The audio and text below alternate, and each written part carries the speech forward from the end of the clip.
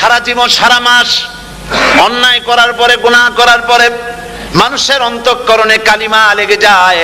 আল্লাহ রাব্বুল আলামিন রমজান মোবারকের একটা ব্যবস্থা করেছেন, ইঞ্জিন ওভারহোলিং এর মতো, ইঞ্জিন ডাউন দেওয়ার মতো আপনার কলবকে, আপনার আত্মাকে, আপনার বিবেককে, আমার বিবেককে পরিষ্কার করার জন্য রমজান মাস করে দিয়েছেন। রমজান মোবারকের একটি মাসের কোর্স যদি কমপ্লিট করা যায়, তাকওয়া দিয়া যদি ভরে দেওয়া যায়, তাহলে বাকি 11 মাস আরামসে চলবে, কোনো অসুবিধা হবে না। নবীজি বলেছেন রমজান মুবারকে মাস আসার সঙ্গে সঙ্গে আল্লাহ রাব্বুল আলামিন তিনি জান্নাতের সমস্ত দরজাগুলি খুলে দেন, আর জাহান্নামের সব দরজাগুলি আল্লাহ রাব্বুল আলামিন বন্ধ করে দেন। রোজা রাখলে পরে ক্ষুধার কারণে, খালি পেটে থাকার কারণে টক্সিন জাতীয় এক প্রকারের গ্যাস তৈরি হয় পেটের ভেতরে, স্টমাকের মধ্যে, ফলে মুখে এক রকমের দুর্গন্ধের সৃষ্টি হয়।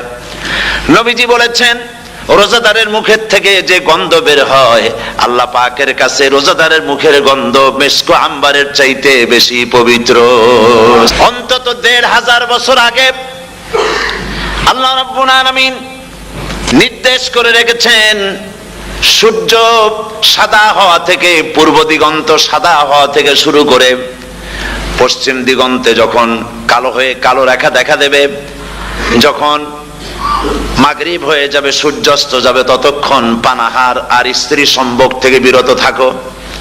1500 বছর আগের আল্লাহ রাব্বুল আলামিনের এই নোটিশ কিভাবে কার্যকরী হচ্ছে উম্মতের মধ্যে, মুসলমানদের ভেতরে। রমজান মুবারকের এত ফজিলত, মানুষ যখন কোন ইবাদত করে আল্লাহ পাক সেই ইবাদতের নেক আমলের সওয়াব 10 থেকে শুরু করে 700 পর্যন্ত বাড়ায় দেন। 10 থেকে শুরু করে 700 বাড়ায় দেন, ইল্লা সাওম, রোজা ছাড়া। নবীজি বলেছেন রমজান মুবারকে কেউ যদি একটি নফল কাজ আদায় করে, একটি নফল ইবাদত করে, অন্য মাসের একটি ফরজ আদায় করার সওয়াব আল্লাহ পাক নামায়ে আমলে দিয়ে দিবেন। রমজান মুবারকে কেউ যদি একটি ফরজ আদায় করে, অন্য মাসের 70টি ফরজ আদায় করার মতো সওয়াব আমল নামায়ে আল্লাহ দিয়ে দিবেন। আল্লাহ রাব্বুল আলামিন তিনি এই আয়াত দ্বারা বুঝাতে চান, এর ব্যাখ্যা হচ্ছে এই পৃথিবীর মানবতার কল্যাণের জন্য, এই পৃথিবীর মানুষের ভালাইয়ের জন্য, মঙ্গলের জন্য হাজার হাজার মাস ধরে এই পৃথিবীর মানুষের যে কল্যাণ হয় নাই, এই রমজান মুবারকে একটা রাত আছে যেই রাতে আল্লাহ রাব্বুল আলামিন মানবতার সেই কল্যাণ করেছেন। সে আল্লাহ রাব্বুল আলামিন আমাদেরকে শিখায় দিয়েছেন, শয়তানের ওয়াসওয়াসা থেকে আমার কাছে পানাহ চাও। আউযু বিল্লাহি মিনাশ শাইতানির রাজিম। যদি ভেতরে আল্লাহ পাকের ভয় থাকে, রব্বুল আলামিন আমাকে দেখছেন, তিনি আমাকে শুনতেছেন, এই ভয় যদি অন্তঃকরণের ভিতরে থাকে, তাহলে এই লোকটি কোনো গুনাহের কাজ করতে পারবে না, মিথ্যা বলতে পারবে না, ওজনে কম দিতে পারবে না, খাদ্যে ভেজাল দিতে পারবে না, শয়তানি বদমাশি করতে পারবে না। আর যদি এই জিনিসটির অভাব থাকে, যদি তাকওয়া না থাকে, তাহলে সমস্ত অন্যায় কাজ সে করতে পারবে। এই জন্য আল্লাহ রাব্বুল আলামিন বলেন রোজা এই জন্য দান করেছে, যাতে করে রোজার মাস এই জন্য দিলাম লাআল্লাকুম তাত্তাকুন, তোমাদের ভিতরে তাকওয়ার সৃষ্টি হয়। এই ওয়াজ আমি আপনাদের সামনে অনেকবার করেছি। হযরত ওমর রাদিয়াল্লাহু তাআলা আনহু রাতের বেলায় ঘুরতে ঘুরতে দেখেন এক বাড়িতে আলো জ্বলছে, শেষ রাত। এই রাত্রে বাড়িতে আলো জ্বলে কেন? ভাবলেন কোনো অসুখ বিসুখ হলো নাকি। তো উনি কাছে গেছেন, গিয়ে কান পেতে শুনতেছেন। বাড়ির মালিক বুড়ি তার যুবতী মেয়েকে ডেকে বলছে, মা ওঠো, তাড়াতাড়ি ওঠো। কেন? কয় যে সকাল তো হয়ে গেল, দুধ দই এনেছি, আমি দুধ এনে রাখছি, এখন তুমি পরিমাণ মতো সবটা পাত্রে পানি দিয়ে ভরে দাও, তাহলে ওজন বেশি হবে আর আমরা ভালো লাভ করতে পারবো। মেয়ে বলছে, মা তুমি বলো কি, এটা আমার দ্বারা সম্ভব না। কেন সম্ভব নয়? হযরত ওমর এক ফরমান জারি করেছেন, তিনি বলেছেন পানিতে, দুধের মধ্যে পানি মিশাতে নিষেধ করেছেন। তাছাড়া রাসূল করিম সাল্লাল্লাহু আলাইহি ওয়াসাল্লাম খাদ্যদ্রব্যে ভেজাল দিতে নিষেধ করেছেন। কাজী হযরত ওমরের এই নির্দেশকে আমি অমান্য করতে পারবো না। মা বলছে দেখো ওমর এখন তো ঘুমাইতেছে, এত রাত্রে তিনি কি এখানে আসছেন নাকি আমাদের এই কারবার দেখতে, তুমি পানি মিশাও ইচ্ছে মতো, আপনার মুখের গন্ধটাও আল্লাহর কাছে পবিত্র। রোজাদারদের জন্য জান্নাতের একটি দরওয়াজা খাস করে রাখা হয়েছে, যার নাম রায়্যান। এই দরওয়াজা রোজাদারদের জন্য, কেবলমাত্র রোজাদারেরা সেখান থেকে প্রবেশ করবে, আর কেউ প্রবেশ করতে পারবে না। এই রোজাদারদের সম্পর্কে আল্লাহ পাক বলেছেন, হাদিস শরীফে এসেছে, বুখারী শরীফের হাদিস, রাসূল করিম সাল্লাল্লাহু আলাইহি ওয়াসাল্লাম বলেছেন, লিসায়েমে ফারহাতান, ফারহাতুন ইনদা ফিতরিহি ওয়া ফারহাতুন ইনদা লিকাই রাব্বিহি। রোজাদারের জন্য দুইটা খুশি। কয়টা খুশি বলুন তো? কে বলছেন? আল্লাহ রাসূল বলছেন রোজাদারের জন্য দুইটা খুশি। লিসাইমে ফারহাতান, দুটি খুশি। ফারহাতুন ইনদা ফিতরিহি, একটা খুশি হচ্ছে ইফতারের সময়। এই ফিতরিহিতে, এই ফিতরিহি দুটি কথা, এই একটি কথার দুটি ব্যাখ্যা হয়। একটা হচ্ছে ইফতারের সময়, ইফতারের কথা বলা হয়েছে, আর ঈদের কথাও এর মধ্যে বলা হয়েছে। ইফতারের সময় হলো একটা খুশি, আর একটা খুশি হচ্ছে ইনদা লিকাই রাব্বিহি, যখন রোজাদারের সঙ্গে আল্লাহ পাক দেখা করবেন তখন হবে আরেকটা খুশি। তার মানে হচ্ছে রোজাদারদের সঙ্গে স্পেশাল আল্লাহ রাব্বুল আলামিন সাক্ষাৎকারের ব্যবস্থা করবেন। সুবহানাল্লাহ। তাহলে দুটি জিনিস হলো, একটা হলো ইফতারের জন্য রোজাদারের জন্য দুটা খুশি, একটা হলো ইফতারের সময়, আর একটা হচ্ছে আল্লাহর সঙ্গে যখন দেখা করবে। তো ইফতারের যে খুশিটা, এই খুশি রোজাদার ছাড়া কেউ বুঝবে না। ইফতার সারাদিন রোজা রাখার পর সামনে পেঁয়াজি, বেগুনি, সালাদ, তরমুজ, মিষ্টি, তারপরে আম্বালা সুইট মিটের নানান রকমের মিষ্টি, এরপরে মুড়ি, কত কিছু সব সামনে নিয়ে বসে আছে। দেখছেন অবস্থা? সমস্ত কিছু সামনে বসা, ঘড়ির দিকে তাকানো। আপনি যদি 5 মিনিট আগে খান, ফেরেশতা এসে মুখের উপর থাপ্পড় মারবে, বেটা খাইলি কেন? বলবে কেউ? বলবে না। কোন ফেরেশতা লাঠি নিয়ে দাঁড়ায় আছে? দাঁড়ায় নাই। কিন্তু আপনি খাচ্ছেন না কেন? সুবহানাল্লাহ, সুবহানাল্লাহ বলবেন না? যদি প্রশ্ন করা হয় রমজানে তো আসছো, কিন্তু প্রথম নাজিল হয়েছিল কোন সময়? ওটা কি দিন ছিল না রাত ছিল? কোরআন তার জবাবে বলে, ইন্না আনজালনাহু ফি লাইলাতিল কদর, কদরের পবিত্র রাতে আমি এই পৃথিবীতে আমার আগমন ঘটেছিল। যদি প্রশ্ন করা হয়, বুঝলাম সবই, কেন নাজিল হয়েছে তুমি? এই পৃথিবীতে তোমার আসার উদ্দেশ্য কি? মূল কাজটা কি? এই প্রশ্ন যদি করা হয়, কোরআনে কারীম তার জবাবে বলে, শোনো কেন এসেছি। লিতুখরিজান নাসা মিনাজ যুলুমাতি ইলান নূর। আমার মিশন হচ্ছে গোটা বিশ্ব মানবতাকে পুঞ্জীভূত জমাট বাঁধা অন্ধকারের ভেতর থেকে টেনে বের করে আলোর সন্ধান দিতে, আলোর দিকে আনার জন্য আমি কোরআন নাজিল হয়েছি। আল্লাহ পাক আমাদের জন্য একটি পবিত্র মাস আমাদেরকে দিচ্ছেন, দান করেছেন, যে মাসটির নাম হচ্ছে রমাদান। রমাদান হচ্ছে রামদুন, রা মিম দত, রাম ধাতু থেকে উৎপত্তি, এর অর্থ হচ্ছে জ্বালানো, পুড়িয়ে দেওয়া, ভস্ম করে দেওয়া। রমজান মুবারকে যারা নাকি সিয়াম সাধনা করে, আত্মত্যাগ করে, অর্থাৎ তিতিক্ষা, ত্যাগ এবং তিতিক্ষা করে, রমজান মুবারকে আল্লাহ পাক যেভাবে রোজা চান ওইভাবে যারা রোজা রাখে, তাদের সমস্ত গুনাহ সমূহকে আগুন যেমন আবর্জনাকে জ্বালিয়ে দেয়, রোজা যদি সঠিকভাবে কারো হয় তাহলে তার গুনাহগুলিকে এইভাবে জ্বালিয়ে ভস্ম করে দেয়। সুবহানাল্লাহ বিহামদিহি। এই রমজান আমাদের সামনে। আমি আমার আলোচনার শুরুতে আমি আপনাদের খেদমতে আরজ করতে চাই যে মাসটির মধ্যে আমরা প্রবেশ করতে যাচ্ছি, দুটি জিনিস আমাদের সামনে এখন। একটি হচ্ছে আমরা মাহে রমজানকে ইস্তেকবাল করতে যাচ্ছি, মাহে রমজান আমাদের সামনে। দোয়া করে নেই যে আল্লাহ পাক এই পবিত্র রমজানের সম্মান করার মতো তৌফিক আমাদেরকে দান করো, আর যেভাবে রোজা রাখলে পরে তুমি খুশি হও সেইভাবে আমাদেরকে রোজা রাখার তৌফিক দান করো, বলি আমিন। এটি হচ্ছে সর্বশ্রেষ্ঠ মাস আল্লাহ পাক মুসলমানদের জন্য দান করেছেন। আবারও বলি আলহামদুলিল্লাহ। কোরআন শরীফের মধ্যে আল্লাহ সমস্ত ইবাদতের কথা বলেছেন, কিন্তু ডিটেইলস আলোচনা করেন নাই। হজ করতে হবে, কিন্তু উকুফে আরাফা করতে হবে, রমিয়ে হেজার করতে হবে, রমিয়ে জেবার করতে হবে, তারপরে 7 বার তাওয়াফ করতে হবে, সাফা মারওয়া সাই করতে হবে। এগুলি কিন্তু কোরআন শরীফে আসে নাই, ডিটেইলস আসে নাই। নামাজ পড়তে হবে, কিন্তু জোহরে কয় রাকাত, আসরে কয় রাকাত, মাগরিবে কয় রাকাত, এই রাকাতগুলি কিভাবে বিন্যস্ত করতে হবে কোরআন শরীফে তা আসে নাই, বর্ণনা করা হয়নি।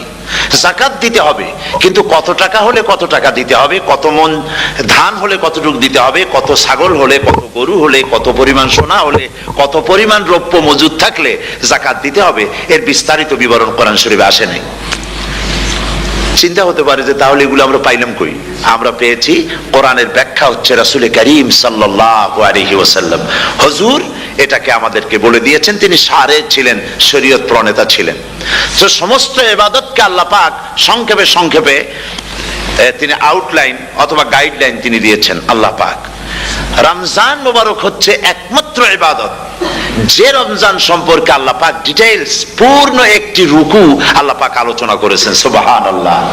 রোজা শুরু করবেন কোনখান থেকে, শেষ করবেন কোথায় গিয়ে, সফরে প্লেনে যখন চলবেন তখন আপনার রোজার অবস্থা কি হবে, যদি দেশে যান তখন কি হবে, অসুস্থ হলে কি হবে, কিভাবে রোজা রাখবেন, কিভাবে রোজা ভাঙবেন, তারপরে কখন শুরু হবে, কখন কি হবে ইত্যাদি বিস্তারিত বিবরণ। রোজার মতো করে এত অন্য কোন ইবাদতের ব্যাপারে আল্লাহ এতটা বলেন নাই যতটা বলেছেন রোজার ব্যাপারে। তাহলে নিশ্চয়ই বুঝতে পারছেন রোজাটা অত্যন্ত গুরুত্বপূর্ণ ইবাদত। সবটাই গুরুত্বপূর্ণ, কিন্তু রোজাটা আল্লাহর কাছে বেশি গুরুত্বপূর্ণ। সুবহানাল্লাহ। আচ্ছা, বেশি গুরুত্বপূর্ণ কেন সে কথা কি বলবো? অবশ্যই বলবো। বেশি গুরুত্ব এই কারণে, আল্লাহ পাক বলেছেন, এটা হচ্ছে হাদিসে কুদসি। আল্লাহ পাক বলেছেন, আস-সাওমু লি ওয়া আনা আজজি বিহি। অন্য রিওয়ায়াতে এসেছে ওয়া আনা উজজা বিহি। আস-সাওমু লি, রোজা হলো আমার জন্য। কে বলতেছেন বলুন তো?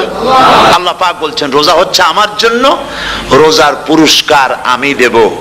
অন্য বর্ণনায় এসেছে রোজা আমার জন্য আর রোজাদারের পুরস্কার আমি আল্লাহ নিজেই পুরস্কার। সুবহানাল্লাহ, সুবহানাল্লাহ। তাহলে প্রশ্ন আসে, আল্লাহ পাক বলছেন রোজা আমার জন্য, আস-সাওমু লি।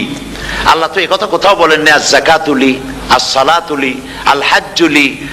রোজা আমার কি বলে, যাকাত আমার জন্য, হজ আমার জন্য, নামাজ আমার জন্য, এ কথা কিন্তু আল্লাহ বলেন নাই। অবশ্যই আমরা যাকাত হোক, নামাজ হোক, হজ হোক কার জন্য করি? আল্লাহর জন্য করি। রমজানের ব্যাপারে আল্লাহ খাস করেছেন যে আস-সাওমু লি, রোজা আমার জন্য। এই কথাটার অর্থ কি, তাৎপর্য কি, ব্যাখ্যা কি, সিগনিফিকেন্স কি? এর সিগনিফিকেন্স হচ্ছে এই যে প্রত্যেকটা ইবাদতের দুটি ধরন আছে। কয়টা ধরন বলুন তো? দুটি ধরন। একটি ধরন হচ্ছে বাহ্যিক, আর একটা হচ্ছে আভ্যন্তরীণ। প্রত্যেকটা ইবাদতের দুটি দিক আছে, একটা মানুষকে দেখানো আর একটা ভেতরের। যেমন নামাজ, একটি লোক নামাজ পড়ে না, কিন্তু এমন একটা সমাবেশের মধ্যে পড়ে গেছে সবাই নামাজ পড়ে। এখন আমি যদি নামাজ না পড়ি তাহলে লোকে বলবে কি? তখন উজু আছে কি না আছে দাঁড়ায় গেল, আল্লাহু আকবার। তাহলে দেখা গেল নামাজ আল্লাহর জন্য পড়ে, আবার মানুষের জন্য দেখাবার জন্য করে।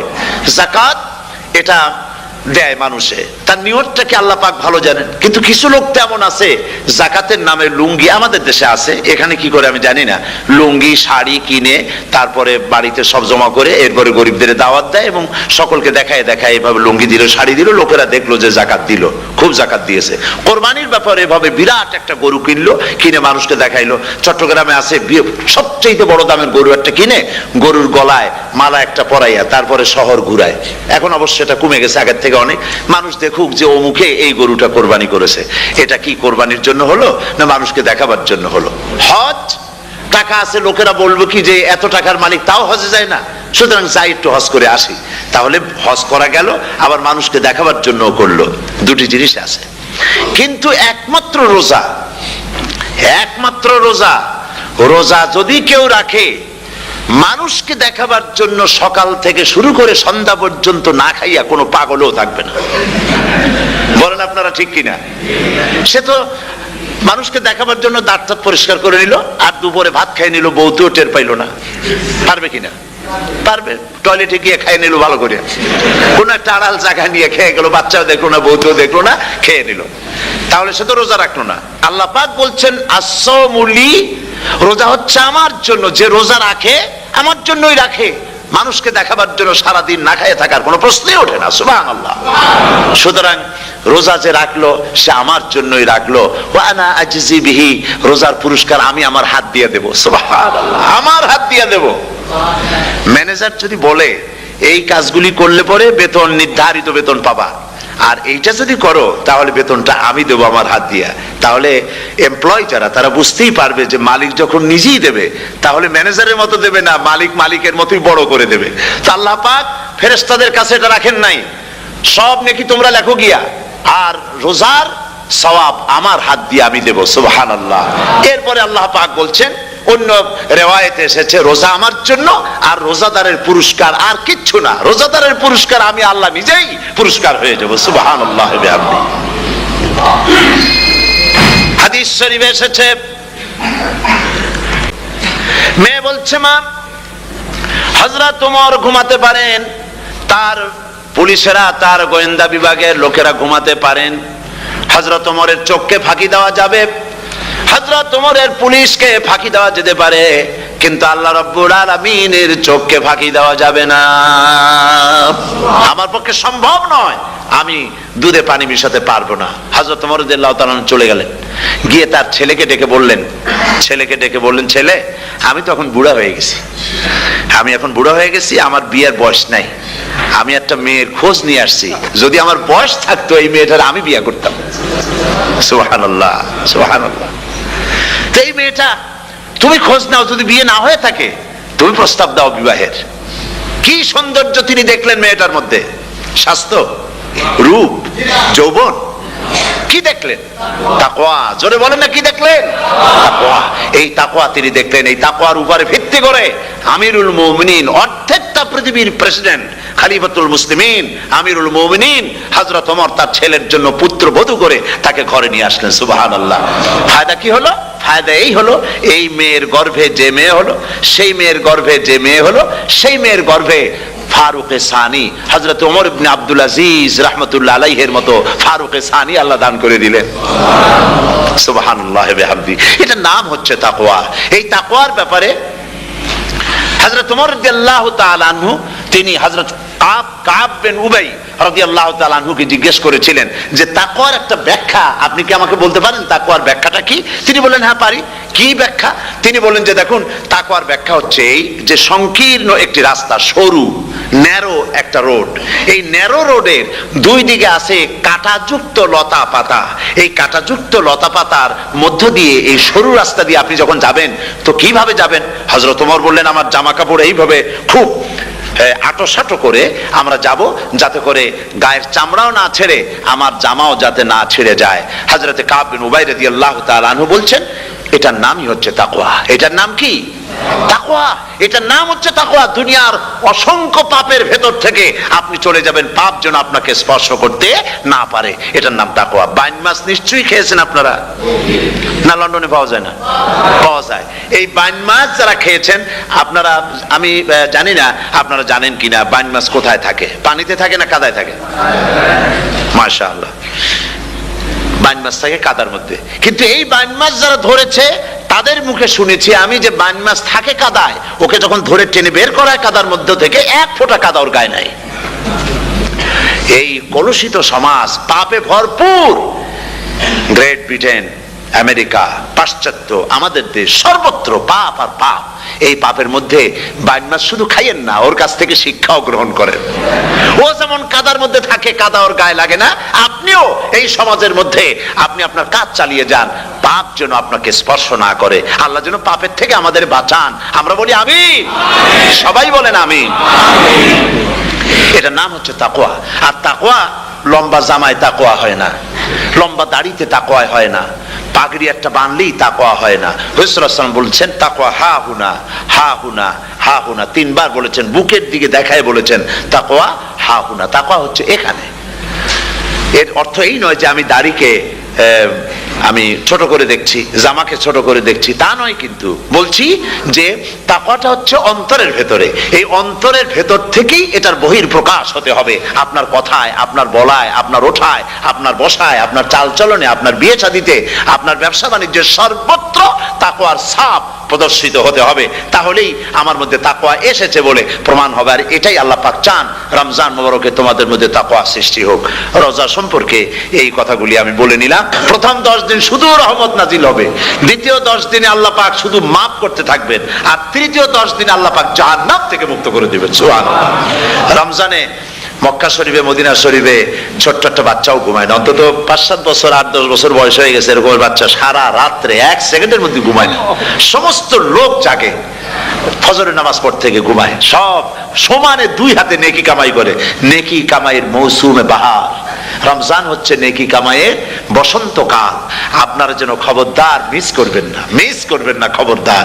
এই মাসটা পুরাপুরি কাজে লাগাবার জন্য মায়েরা, আমার মায়েরা, বোনেরা, মেহেরবানি করে এই মাসটা কাজে লাগাবেন। গীবত গাইবেন না, রাগারাগি করবেন না, ঝগড়াঝাটি করবেন না, মিথ্যা কথা বলবেন না, তেলাওয়াত, জিকির, আজগার। আর পুরুষেরাও এই জিকির আজগারের মধ্যে, মানুষকে ভালো কাজের আদেশ করার মধ্যে যা আজকে আল্লাহ আমার দিয়ে বলাইলেন, এই কাজগুলি আমি এবং আপনারা সবাই যেন আমল করতে পারি। আল্লাহ তৌফিক দান করুন। আপনারা এই মোনাজাতের পরে যে যে এলাকায় গিয়ে জামাতে এশার নামাজটা আদায় করবেন, এখানে নামাজের কোনো ব্যবস্থা করা যায় নাই বলে আমরা দুঃখ প্রকাশ করছি। পাশে যেখানে মসজিদ পান, জামাতে এশার নামাজটা খবরদার আদায় করে নেবেন, নামাজ ছেড়ে দেবেন না। 5 ওয়াক্ত নামাজ সঠিকভাবে আদায় করবেন। আর মদের ব্যবসা যাদের আছে, মদের ব্যবসা ছেড়ে দিবেন। আর মদের চাকরি যারা করেন, সেখান থেকে চাকরি উঠাইয়া কোনো ভালো জায়গায় চাকরি করার জন্য চেষ্টা করবেন। জেনা, ব্যভিচার, নাচ, গান ইত্যাদি, তাস, পাশা, জুয়া, অন্যায় কাজে যাব না। আল্লাহ যেন কবুল করেন, বলেন আমিন। বলেন সবাই আমিন। এটাই কাজ। শিরক এবং বেদাতের বাড়ির কাছেও আমরা কেউ যাব না। এই তওবা করে খাঁটি মুসলমান হইতে হবে। আমরা কতদিন বাঁচবো জানি না। আল্লাহ পাক যেন আমাদেরকে ঈমানের সাথে রাখেন। যাদের মুখে দাড়ি নাই, আল্লাহ পাক তাদের মুখে দাড়ি লাগায় দিক, বলি আমিন। আপনারা চেষ্টা করেন রসুলের এই সুন্নতটা আমল করার জন্য। যেহেতু আমরা মারা যাব, চিরদিন বাঁচবো না, তো আল্লাহ রসুলের কাছে কেমনে আমরা আমাদের চেহারা দেখাবো? জামায়, দাড়িতে, টুপিতে, পর্দায়, মেয়ে লোকদের পর্দা করার মধ্যে, সবটার মধ্যে রাসূলুল্লাহর সুন্নত যেন আমরা আমল করতে পারি। আল্লাহ যেন তৌফিক দেন। হুজুর বলেছেন, হুজুর তো কোন কলেজে পড়েন নাই, কি বলেন? কলেজে পড়েছেন?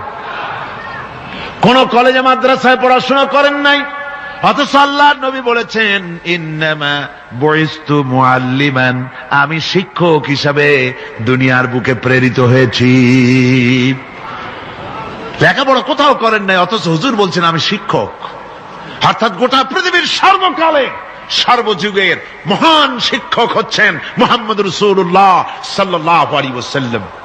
শিক্ষা তার মধ্যে পরিপূর্ণ ছিল।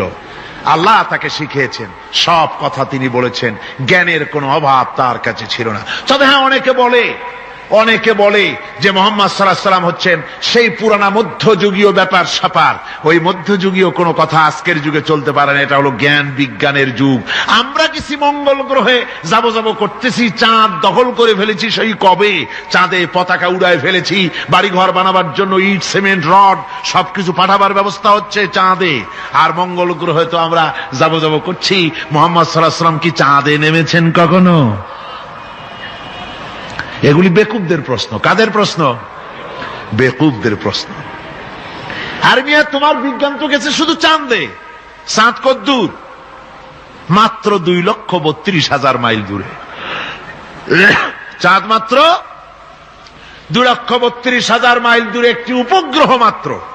পৃথিবীর সবচাইতে নিকটতম প্রতিবেশী, নিকটতম উপগ্রহ হচ্ছে চাঁদ। দৃষ্টান্ত দিতে গিয়ে আমি ওই ছোট্ট স্টোরিটি বুঝাবার জন্য মানুষের সামনে বলি। একবার এক স্বামী আর স্ত্রী দুজনে ঝগড়া লেগেছে। স্বামী স্ত্রীর ঝগড়ায় বেচারা স্বামী দুর্বল হয়ে গেছে, স্বামীর স্ত্রীর সামনে আর পেরে উঠছে না পারিয়া শেষ পর্যন্ত বলল, ঠিক আছে, তোমার মতো দাজ্জাল মার্কা বউর সাথে আমি আর থাকবো না, আমি চললাম, আমি এবার বিদেশেই চলে যাব, দেশেই থাকবো না। স্ত্রী কিছু বলতেছে না। স্বামী দেখে যে সন্ধ্যা পর্যন্ত স্ত্রী তাকে সাধেও না। মহা সমস্যা। বলেও বেচারা মুসিবতে পড়েছে, প্রেস্টিজ কনসার্ন হয়েছে, ইজ্জতের ব্যাপার। শেষ পর্যন্ত জায়নামাজ বালিশ টালিশ পেছাইয়া বিদেশের উদ্দেশ্যে নিজেকে তৈরি করে বারান্দায় নেমে বলল যে মাগরিবের রক্ত যখন হয়েই গেল মাগরিবটা পড়ে নেই। মাগরিব পড়েছে, দোয়া তাসবিহ ইত্যাদি পড়ছে, দেখেনি স্ত্রীর পক্ষ থেকে কোনো কি দাওয়াত আসে যে আপনার যাইয়া কাম নাই। তো স্ত্রী বেচারিও বুঝে ফেলেছে তার স্বামীর দৌরত্ব কত দূর, সেই জন্য সেও আর কিছু ক্ষয় ঠয় না। এশা রক্ত যখন হয়ে গেছে তখন বিড়বিড় করে স্বামী বেচারা বলছে, মানুষ নাকাউয়ার জাত, সন্ধ্যার আগে ছিলাম কোথায় আর এখন আসলাম কোথায়। বউ ঘরে বসে কয় যে বুঝছি, আর যাওয়া লাগবে না বিদেশে। ঘরের থেকে বারান্দায় নামি তুমি বলো মানুষ না কাউয়ের জাত, সন্ধ্যায় ছিলা কোথায় এখন নামছো কোথায়। তোমার আর বিদেশে যায় কাম নাই, তুমি ঘরে এসে মশারির মধ্যে ঢোকো। বুঝলেন? তো পৃথিবী থেকে মাত্র 2,32,000 মাইল দূরে চাঁদ, সেই চাঁদে অবতরণ করে বলছে মোহাম্মদ সাল্লাল্লাহু আলাইহি ওয়াসাল্লাম কি চাঁদে গেছে? আরে বেকুব, 2,32,000 মাইল দূরের চাঁদ নয়, 9,30,00,000 মাইল দূরের সূর্য নয়, কোটি কোটি সহস্র কোটি মাইল দূরের গ্যালাক্সি নয়, মিল্কি ওয়ে নয়, সমস্ত তারকারাজি গ্রহ পুঞ্জ সব কিছুকে পেরিয়ে গিয়ে 7 আকাশ ফুড়ে মুহাম্মদ সাল্লাল্লাহু আলাইহি সাল্লাম আরশে আজিম ভ্রমণ করেছেন, যা পৃথিবীর কোন বিজ্ঞানের পক্ষে সম্ভব নয়। সুতরাং মুহাম্মদ সাল্লাল্লাহু আলাইহি সাল্লাম সর্বকালের সর্বযুগের সব ব্যাপারে শ্রেষ্ঠ মহান ব্যক্তিত্ব। এরপরে আল্লাহ রাব্বুল আলামিন বলছেন, وَخَلَقْنَاكُمْ أَزْوَاجًا, আমি তোমাদের নারী এবং পুরুষের জোড়া পয়দা করেছি। অর্থাৎ এই পৃথিবীতে আল্লাহ রাব্বুল আলামিন মানুষের একটি সেক্স পয়দা করেন নাই, দুটি প্রকার করেছেন, একটি হচ্ছে নারী আর একটি পুরুষ। এই নারী আর পুরুষ আল্লাহ পাকের এটি একটি বিরাট কুদরত। এই নারী এবং পুরুষ সৃষ্টি করে পরস্পরের প্রতি আল্লাহ আকর্ষণ সৃষ্টি করেছেন। দুজনের একের প্রতি অপরের আকর্ষণ আল্লাহ পাক নিজেই সৃষ্টি করে দিয়েছেন। ওয়ামিন আয়াতিহি আন খালাকা লাকুম মিন আনফুসিকুম আজওয়াজান লিতাসকুনু ইলাইহা ওয়াজআলা বাইনাকুম মাওয়াদ্দাতাও ওয়া রাহমা। আমার অনেক নিদর্শনাবলীর মধ্যে এটিও একটি নিদর্শন যে আমি তোমাদের থেকে তোমাদের স্ত্রীদেরকে তোমাদের জোড়া পয়দা করেছি।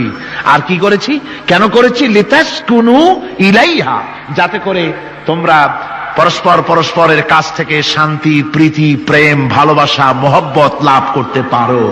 এটা আমার নিদর্শন একটি। কিরকম নিদর্শন?